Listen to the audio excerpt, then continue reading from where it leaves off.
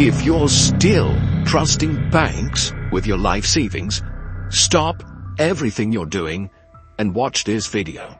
Pay very close attention to the warnings being shared by billionaire investors, Wall Street analysts, strategists, and multiple real estate industry leaders that we're about to report. Millions of Americans are in danger of losing everything they have ever fought for, and the worst part is that many of them don't even know it.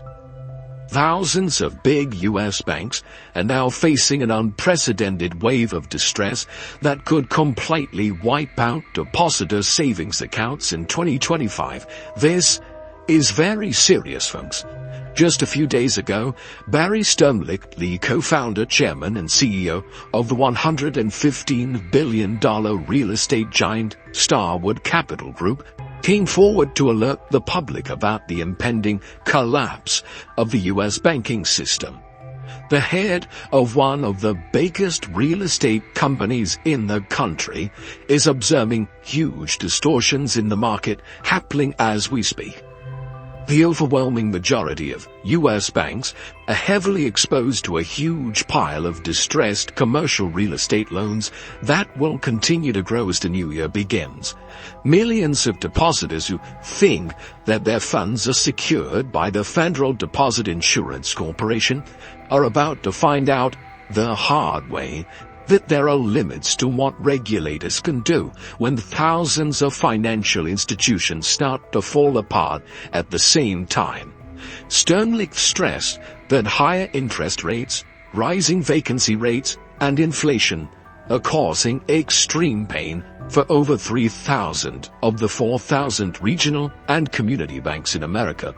Earlier this year, the executive told Bloomberg the office real estate market has been experiencing an existential crisis that could trigger $1 trillion in losses for banks.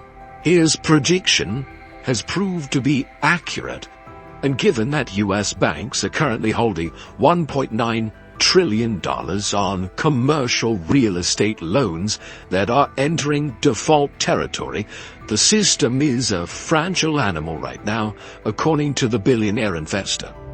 Most institutions that hold real estate debt but don't have large balance sheets to offset excessive loan losses could disappear with depositors' money, he suggested.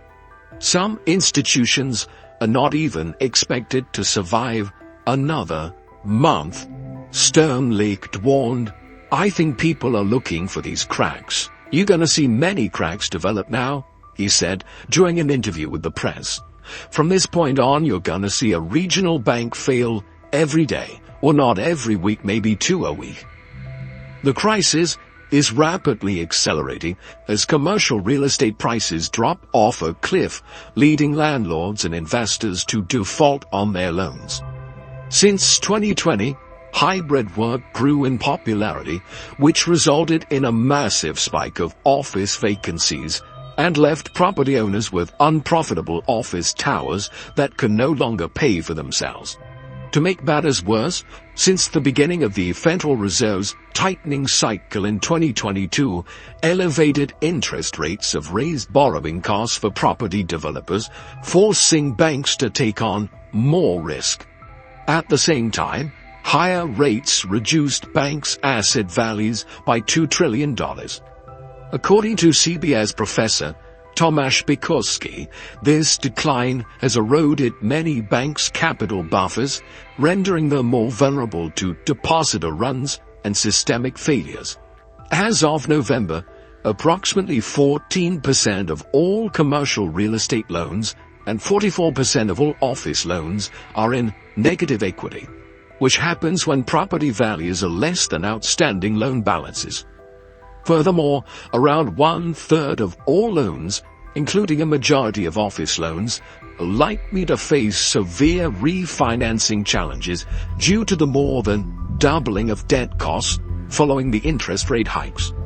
The combined impact of asset value declines and rising commercial real estate loan defaults is significantly increasing insolvency risks for a substantial number of financial institutions across the nation, potentially reaching levels comparable to or surpassing those seen during the Great Recession.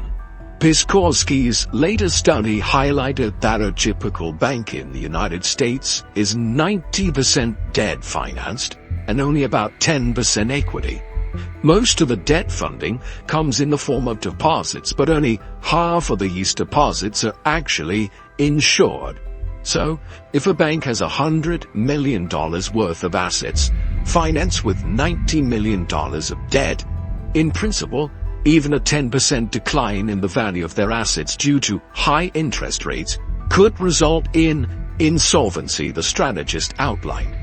For an average regional bank in the United States, about 25 to 30% of their assets are commercial real estate loans, which finance office buildings, apartments, industrial warehouses, hotels, and more, Piskorski pointed out.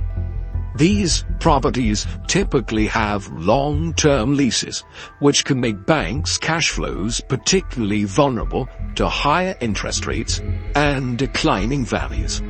Unable to repay their debts, landlords are selling properties at massive discounts, some of them losing more than 90% of their value. Meanwhile, lenders are selling off some high-quality assets in an attempt to make up for CRE losses. However, by doing this, they're also losing important funds that could help them to stay afloat in case depositors were to withdraw their money en masse. The thing many average Americans don't realize is that due to banks' exposure to the commercial real estate sector, their savings accounts are not secure.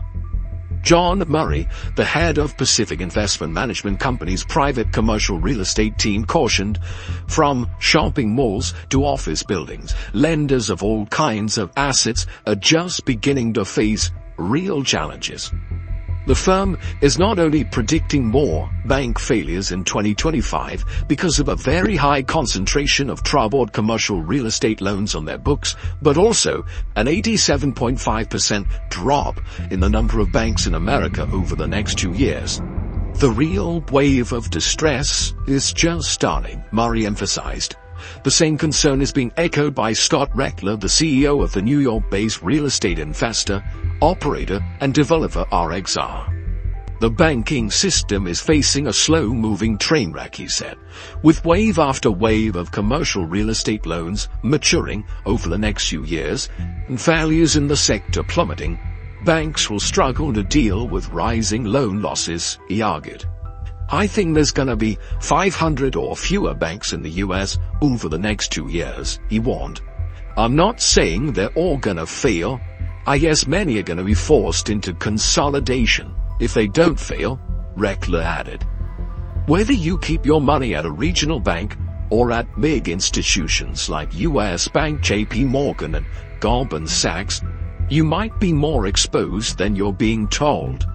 Regulatory data shows that almost 70% of the nation's 100 largest banks have a total commercial real estate portfolio greater than 300% of their total equity. Meanwhile, smaller banks with less than $10 billion in total assets have an exposure to commercial real estate greater than 440% of their total equity.